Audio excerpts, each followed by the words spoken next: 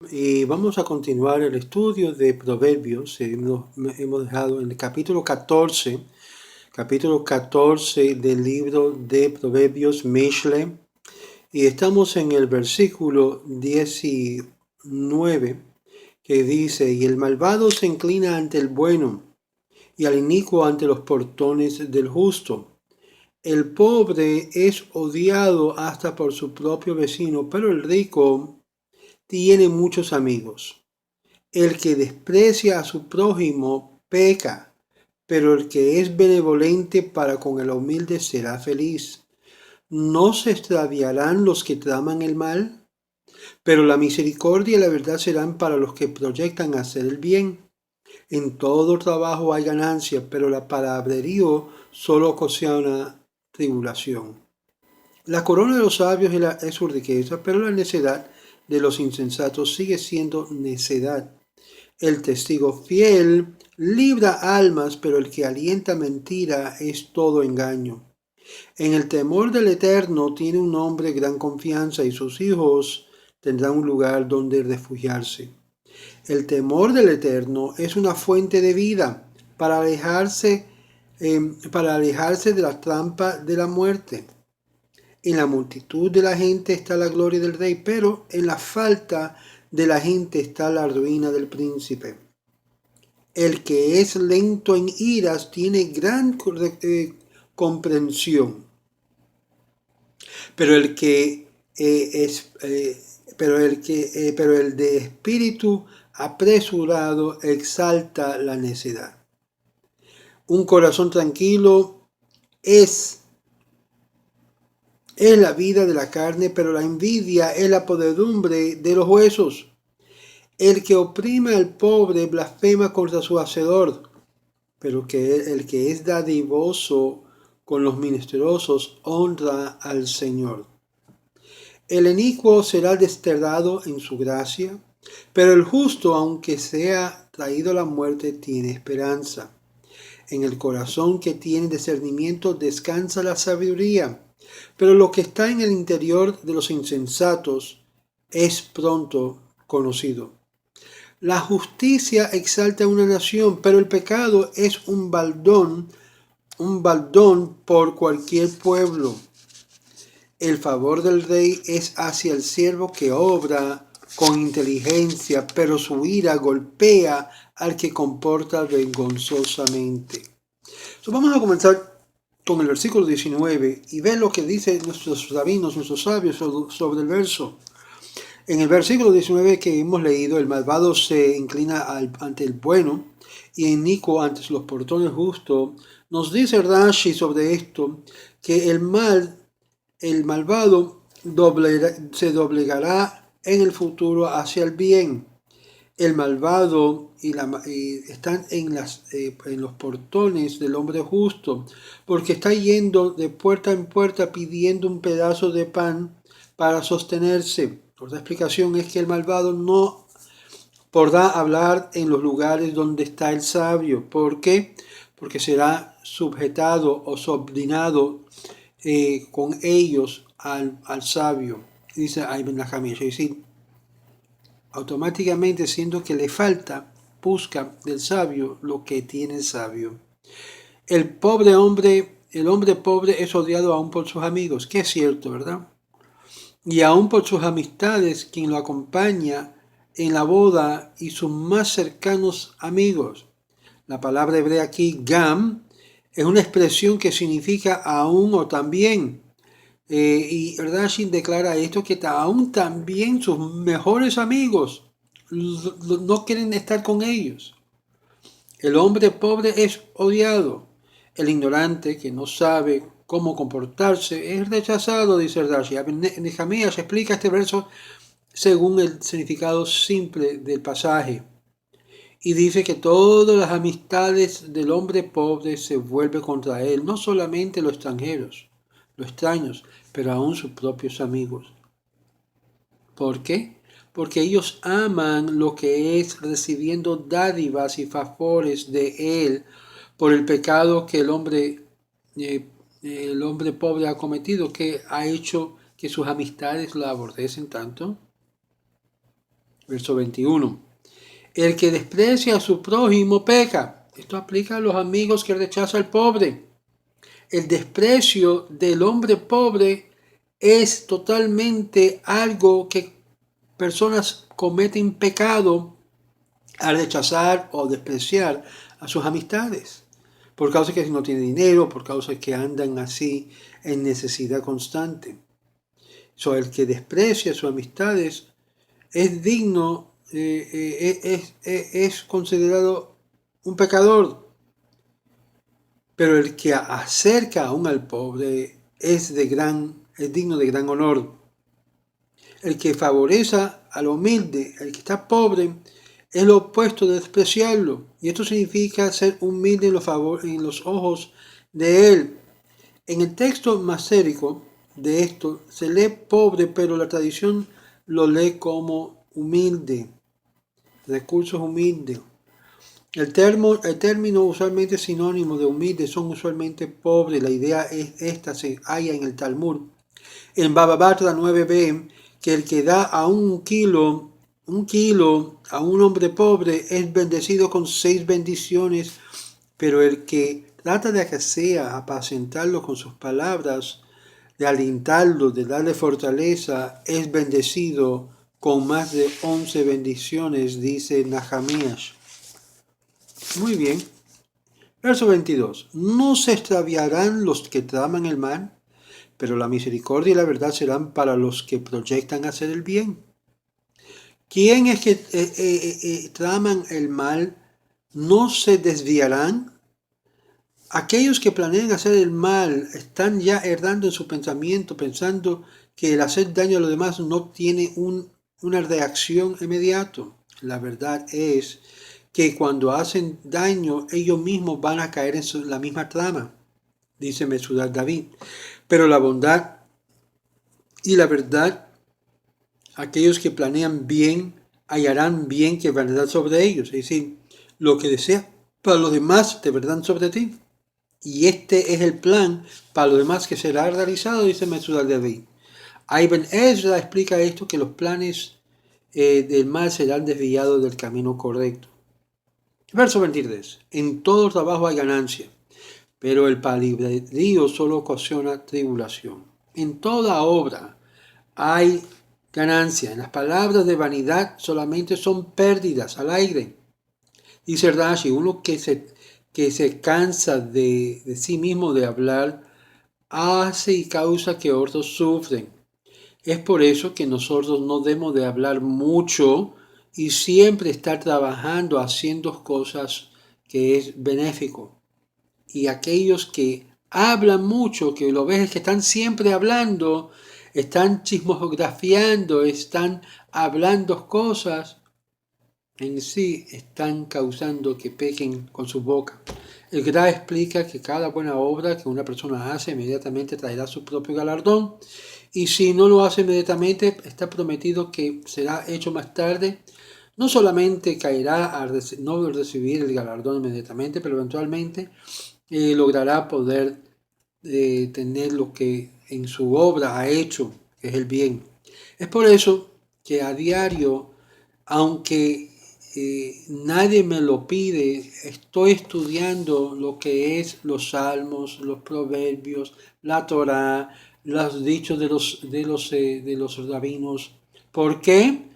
Porque me beneficia a mí a conocer más de las cosas de Dios, sea o no sea que tengo la obligación de hacerlo. Yo mismo siento la necesidad y la obligación de hacerlo, no porque alguien me lo demanda. Algunos me han dicho, Moshe, ¿por qué tú no cobras por las clases? ¿Por qué tú no haces esto y haz un buen dinero? Y yo le digo claramente, no necesariamente lo estoy haciendo para recibir dinero. Eso no es el fin de esto, sino para alimentarme a mí y yo compartir con lo que he enseñado. Porque si hemos recibido algo de parte del Eterno, tenemos una obligación de compartir. Y ese compartir, de hacer una buena acción, una buena obra, para que los demás también aprendan, yo mismo recibo un cierto nivel de bendición directamente del Eterno. No es que lo estoy haciendo para eso. Estoy haciendo, como dice el Shema la Torah, dice por el hecho de conocer y saber y a poder capacitarme más. Qué bonito poder a que sea diariamente que uno se dedique momentos en su vida para poder a que sea separar 10, 15, 20 minutos de estudiar lo que Dios quiere para uno, en vez de botarlo en cosas vanidosas, como hemos leído acá. Verso 24. La corona de los sabios es su riqueza, pero la necedad de los insensatos sigue siendo necedad. La corona del sabio, ¿qué es? El conocimiento que adquiere, y eso es su riqueza. Nadie le puede quitar jamás lo que uno ha aprendido de Dios, de la Torah y del conocimiento. Eso es lo que es su corona, eso es lo que es su riqueza. Rabino Ibn Ezra explica este versículo literalmente que el bienestar junto con su sabiduría es la gloria para ellos y una corona sobre su cabeza. Mesudá David explica esto, que lo que es la riqueza es la gloria de los sabios, porque se muestra por su generosidad y caridad cada vez cuando dan caridad al pobre y no desprecian a lo que es el pobre. La necedad trae necedad sobre la persona que lo practica. Ustedes se han fijado que gente vana se dedica a cosas vanas, gente que son vacíos aquí en la cabeza, están simplemente en los entretenimientos, en las cosas muy mundanas y muy secular a diario. La ruina de los necios es su necedad, porque llegan a faltar lo que es dedicarse un tiempo específico de estudiar. El que no estudia se pone como un burdo, como un idiota. Y es por eso que más y más aprendemos de lo que es el mundo. Aún el mundo nos enseña que el estudiar tiene un beneficio aún económico, cuanto más en cuanto a las cosas espirituales. El que no se dedica a su alma a dedicarse a cosas para aprender conceptos que transcienden lo físico, eventualmente no podrá trascender lo físico para ir al mundo más allá. Aún el rico, mientras que está en su necedad, pueden tener mucha riqueza, pero esa riqueza no le va a ayudar al fin de cabo, porque todos serán comidos de gusanos. Verso 25, el testigo fiel libra el alma para el que alienta mentiras en todo engaño. El que salva su vida por aquellos que condena a morir, pero un testigo que se acostumbra de estar mintiendo y engañando, explica a Mesudá David y a Ibn Ezra, ciertamente serán condenados como un asesino por haber llevado a hordos a la condenación, pero aquellos que son fieles testigos se salvará a los demás criminales de su terror, y esto cuando testifica le darán libertad o le librarán de lo que es de la penalidad de muerte o la penalidad de castigo. Y esto es salvar vidas. Pero el que siempre está mintiendo y se salva de lo que es el hombre engañoso con sus falsedades, será también afectado y condenado. Verso 26. En el temor del Eterno tiene un hombre gran confianza. Déjame repetir eso. En el temor del Eterno, no en el temor del hombre. Muchas veces nosotros nos somos motivados a hacer las cosas por miedo de la autoridad o de la persona, pero el que practica el temor del Eterno hace las cosas motivado por causa que tiene temor a Dios. Y al tener temor a Dios, tiene entonces respeto a la autoridad que Dios le ha puesto sobre encima. En el temor del Señor está una promesa fuerte, y esto es concerniente a lo que habla Abraham. Ahora sepa que tú eres un temeroso de Dios, y te he prometido que te bendeciré. Muchas veces no se ve la bendición inmediatamente. Con Abraham pasó la misma cosa, no se vio la bendición inmediatamente, pero eventualmente, al final de su vida, pudo decir y descansar sabiendo que Dios lo bendijo con todas las cosas. Y será para él y sus hijos lo que es fuente de bendición, fuente de ayuda. Por eso dice el verso 26, en el temor del Eterno tiene un hombre con gran confianza, y sus hijos tendrán un gran lugar donde refugiarse, un refugio seguro. está en lo que es el temor de Dios y aquellos que practican el temor al Eterno. Es un refugio. Tomarán refugio y se esconderá en la sombra de lo Omnipotente, que será un gran mérito. Rashi, Ralbag y Ibn Ezra de esto.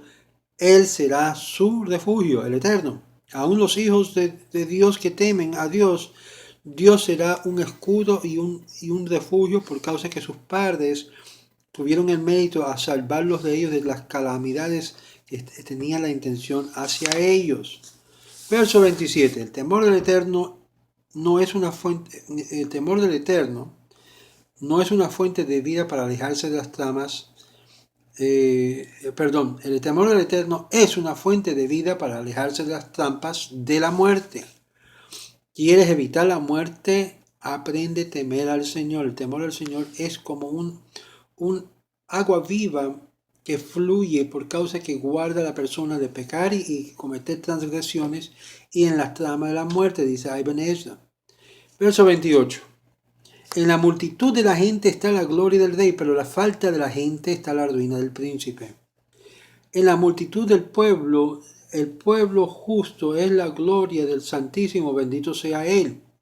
Es decir, no puede haber un rey, un líder, sin que haya un pueblo que lo apoya. Falta de pueblo que lo apoya, no tiene poder el rey. Por la falta del pueblo, la gente no se apegan a él. La ruina de lo que es el príncipe se halla en la ausencia de su habilidad de poder animar a los pueblos y la multitud, en la ausencia. Para así hablarlo, le es dado honor a Ordos. La versión salónica y la edición de Warsaw habla que le es dado honor a las deidades paganas y le dan a las naciones regir sobre sus hijos. Aparentemente, la lectura aquí resulta una censura del pasaje según lo que leemos de Rashi. Rashi sigue lo que es la interpretación rabínica de este verso que se refiere a la deidad, al Eterno. Midrash Mishle declara y dice, Rabin Hama Barjana, ven y ve la alabanza y la grandeza del Santísimo, bendito sea Él, que a través de miles y miles y 10,000 de ángeles que lo administra, lo sirve a Él y lo alaba. Él no desea la alabanza de todos ellos, pero solamente la alabanza de Israel, como dice que la gloria del Rey está en la multitud del pueblo. El pueblo se refiere a Israel.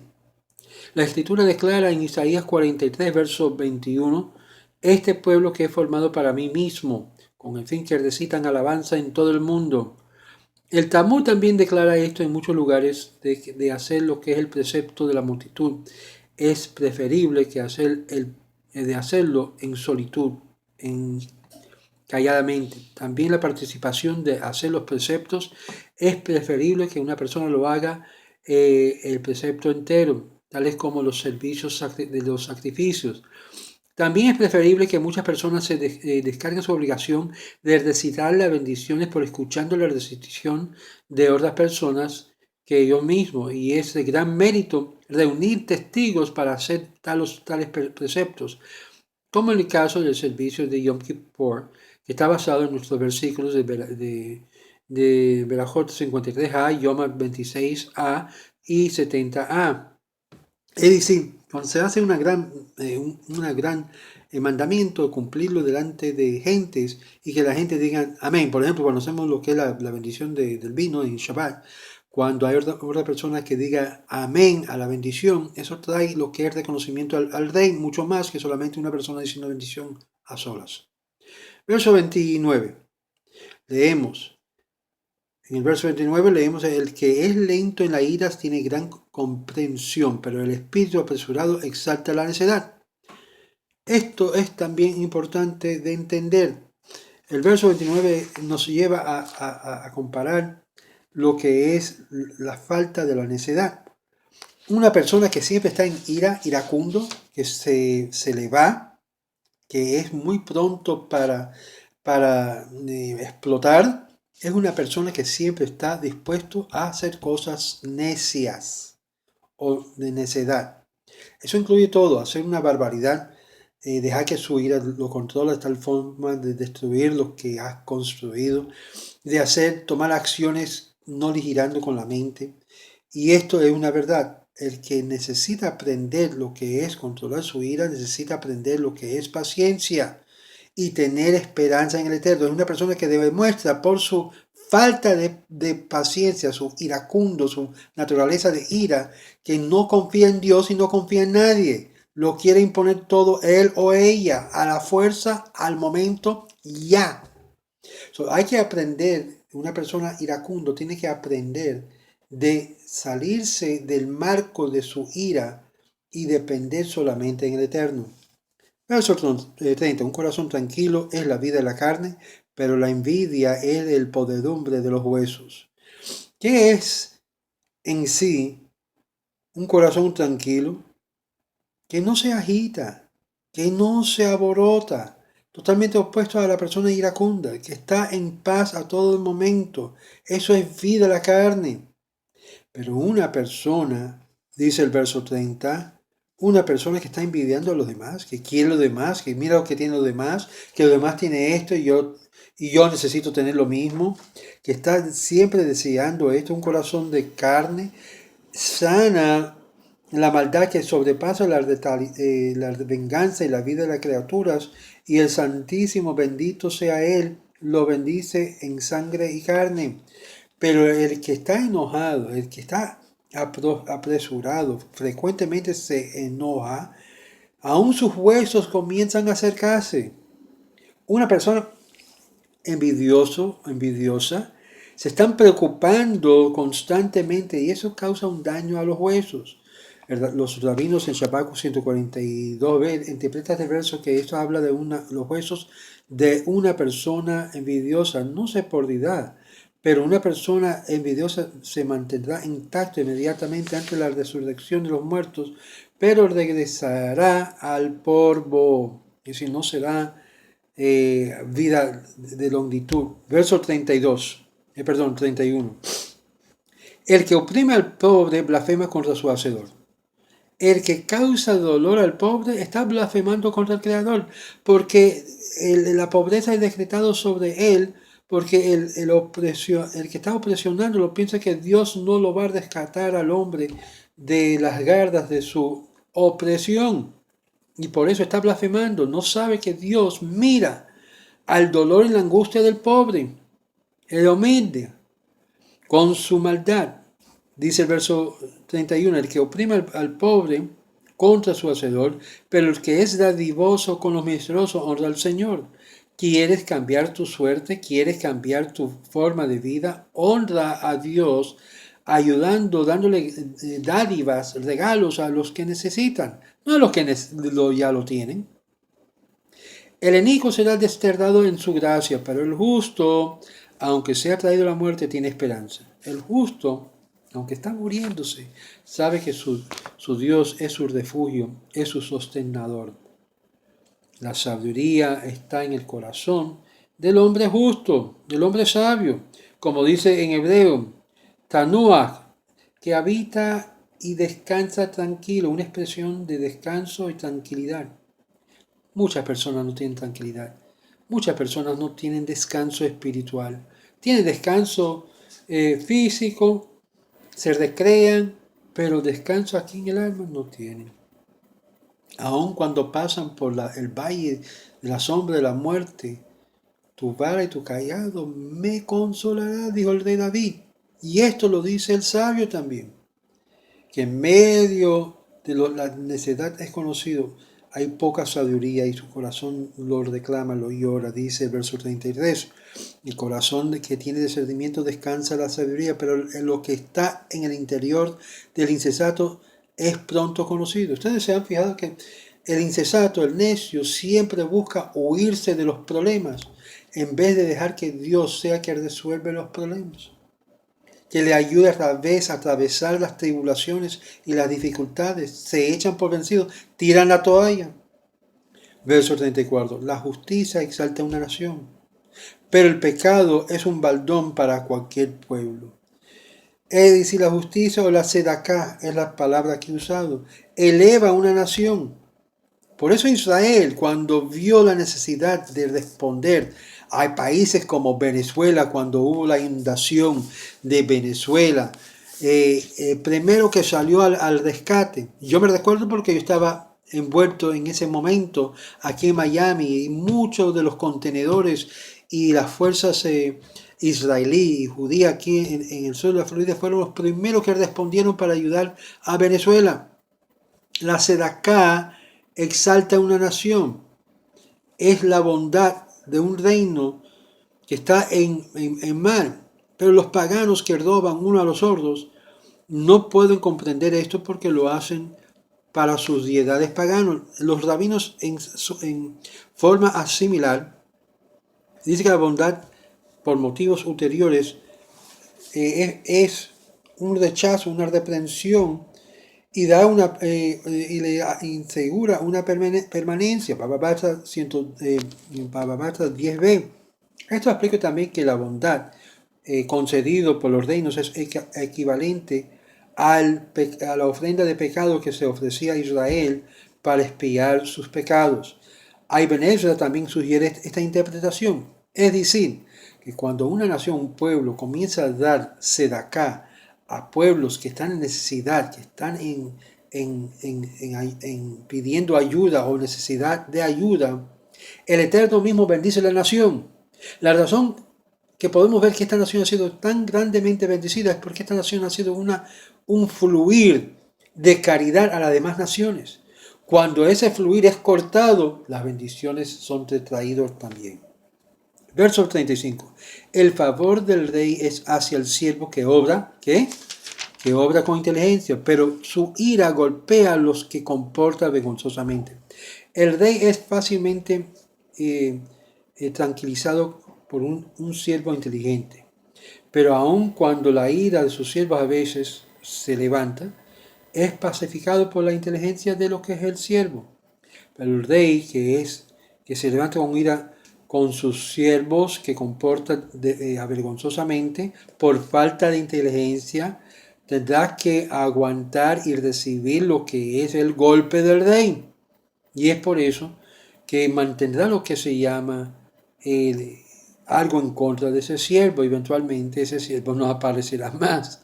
Y esto es lo que dice el Mesudab David. Hemos terminado el capítulo 14 de Mishle y en el próximo video comenzaremos en el capítulo 15, donde continúa lo que es la idea el rey Salomón sobre la iracunda y cómo responder a personas que están impacientes. Recuerden que la ira es un comportar, una expresión de una persona impaciente, falta de fe en Dios y una persona que en sí quiere controlar todo en su vida y no puede porque no está en control de su vida. Shalom, braja a cada uno de ustedes. Comparte este video con otros y espero que entiendan que Dios está con el pobre y el que se distancia y desprecia al pobre está despreciando lo que Dios le ha dado a uno para poder ayudar. Shalom, shalom a todos ustedes.